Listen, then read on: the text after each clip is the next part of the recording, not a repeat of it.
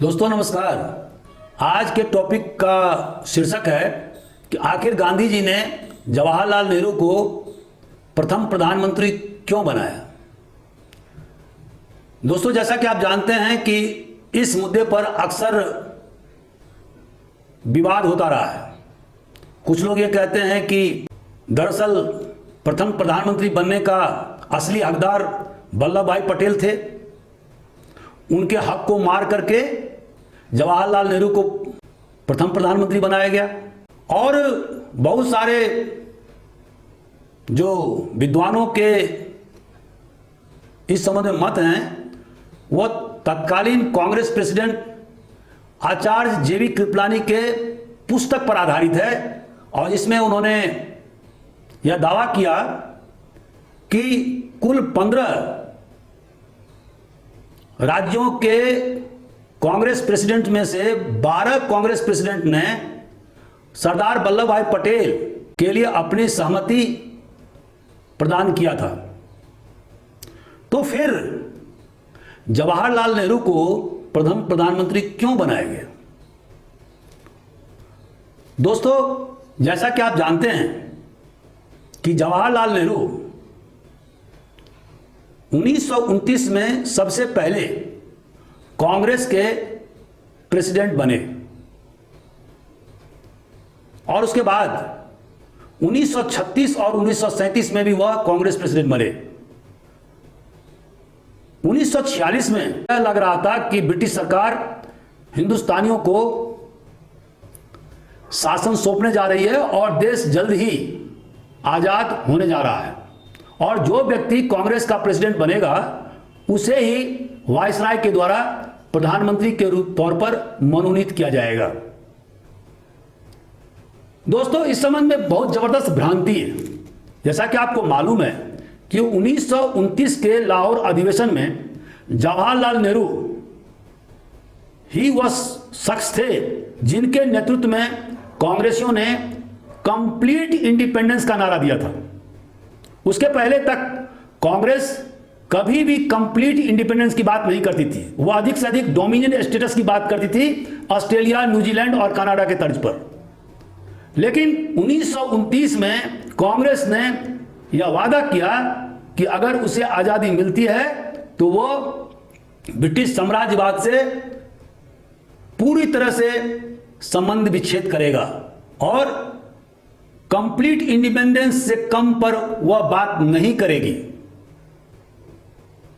दोस्तों 1935 के एक्ट के मुताबिक 1937 के इलेक्शन ब्रिटिश भारत के प्रोविंसेस में हुए और उस समय ब्रिटिश भारत में 11 राज्य थे जिसमें कांग्रेस ने 9 राज्यों में सरकार बनाई।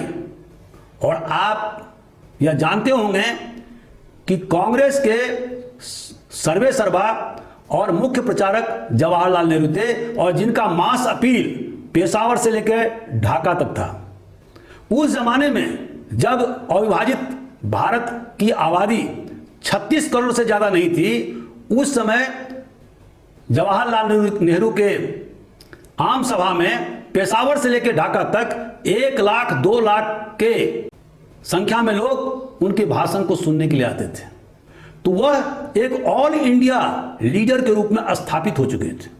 और इसी तरह से 1946 के चुनाव में भी उन्होंने कांग्रेस की तरफ से पूरे भारतवर्ष में जोर शोर से प्रचार किया। तो इस तरह से उन्होंने ऑल इंडिया लीडर के रूप में अपने आप को स्थापित कर दिया था। मैं यहां पर यह भी उल्लेख करना चाहूंगा कि सरदार वल्लभ भाई पटेल एक जबरदस्त नेता थे, लेकिन वो कांग्रेस के ऑर्गेनाइजर थे, फंड रेजर थे। उनका मास अपील फार्मर, खास करके बॉम्बे प्रेसिडेंसी के फार्मर तक सीमित था। उनकी ढाका के मीटिंग में 2 लाख आदमी नहीं पहुंच सकते थे क्योंकि वहां उनका कोई मास अपील नहीं था। जबकि जवाहरलाल नेहरू एक ऐसे नेता थे जिनकी मास अपील तमिलनाडु से लेकर के पेशावर तक था, ढाका तक था। दूसरी बात यह थी कि मान लीजिए कि अगर 12 प्रदेश कांग्रेस के अध्यक्षों ने सरदार वल्लभ भाई पटेल के लिए अनुशंसा किया था तो अगर एआईसीसी का अधिवेशन होता और उस अधिवेशन में अगर वोटिंग होता तो उसके परिणाम क्या होते? उसके ये परिणाम होते कि वल्लभ भाई पटेल बुरी तरह से हारते, क्योंकि अधिक से अधिक वह बॉम्बे प्रेसिडेंसी के कांग्रेसियों का समर्थन प्राप्त कर सकते थे। उनका कोई मास अपील नहीं था। एक अन्य कारण था, और वह कारण था कि जवाहरलाल नेहरू का अपील सभी कम्युनिटीज में था, हिंदू, मुस्लिम, पारसीज, बुद्धिस्ट, ईसाई, लेकिन ऐसा अपील सरदार वल्लभ भाई पटेल के साथ नहीं था। उनको बॉम्बे प्रेसिडेंसी के एक फार्मर और हिंदू नेता के रूप में लोग जानते थे। मुसलमानों के वह पहली पसंद नहीं थे। एक अन्य कारण था, और वह था जवाहरलाल नेहरू का जबरदस्त वक्ता होना। जैसा कि दोस्तों आप जानते हैं कि वह न केवल एक मास बेस्ड लीडर थे, बल्कि एक जबरदस्त राइटर थे, और उन्होंने 3 किताब, ऑटोबायोग्राफी, डिस्कवरी ऑफ इंडिया और glimpses of world history, jail में लिखी थी। और उनकी विद्वता का लोहा न केवल हिंदुस्तान में बल्कि विश्व के बड़े बड़े लेखक भी मानते थे। तो जवाहरलाल नेहरू का जो इंटरनेशनल अंडरस्टैंडिंग था, जो हिंदुस्तान के इतिहास के बारे में जितना वो जानते थे, और जिस तरह से वो प्रखर वक्ता थे, जिस तरह से उनका अंग्रेजी, हिंदी, उर्दू पर कमांड था, और जिस तरह से वो जनता से कनेक्ट कर पाते थे, उस तरह से वल्लभ भाई पटेल नहीं कर पाते थे। वो भाषण देने में अपने आप को असहज महसूस करते थे। एक अन्य कारण भी था, और वह कारण था जवाहरलाल नेहरू का व्यापक दृष्टिकोण, समाजवाद के प्रति, अंतर्राष्ट्रीयवाद के प्रति, और उनकी भविष्य की योजना।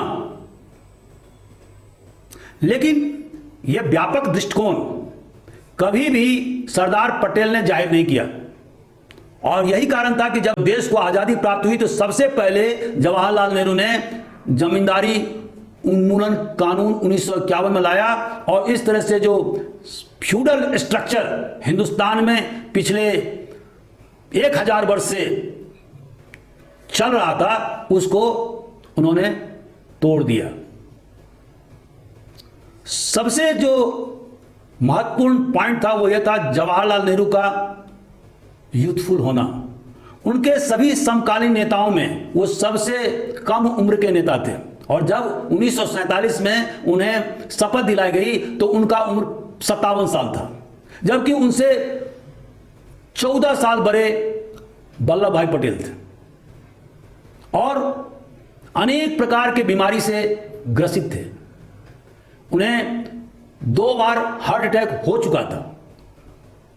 और दोस्तों, जैसा कि आप जानते हैं कि 1950 के दिसंबर में उनकी मौत भी हार्ट अटैक से ही हुई। तो ये सारे फैक्टर्स ने जवाहरलाल नेहरू को हिंदुस्तान का प्रथम प्रधानमंत्री बनाया, और इसके लिए गांधी जी ने अनेक बार उन्होंने अपनी इच्छा जाहिर की, जब when he will be gone, अर्थात जब वो नहीं रहेंगे तो he will speak my language, Jawahar उनकी भाषा बोलेगा। हालांकि इकोनॉमिक पॉलिसी के क्षेत्र में दोनों में जबरदस्त विरोध था, क्योंकि जवाहरलाल नेहरू इंडस्ट्रियलाइजेशन करना चाहते थे, जबकि गांधी जी का पूरा फोकस विलेज इकोनॉमी के मजबूती पर था। लेकिन इन मतभेदों के बावजूद गांधी जी को यह पक्का विश्वास था कि उनके बाद जवाहरलाल नेहरू के हाथ में यह देश सुरक्षित रहेगा। तो इन सब कारणों से जवाहरलाल नेहरू भारत के प्रथम प्रधानमंत्री बने। अगर ये वीडियो आपको अच्छा लगा तो आप जरूर कमेंट करें। Thank you very much.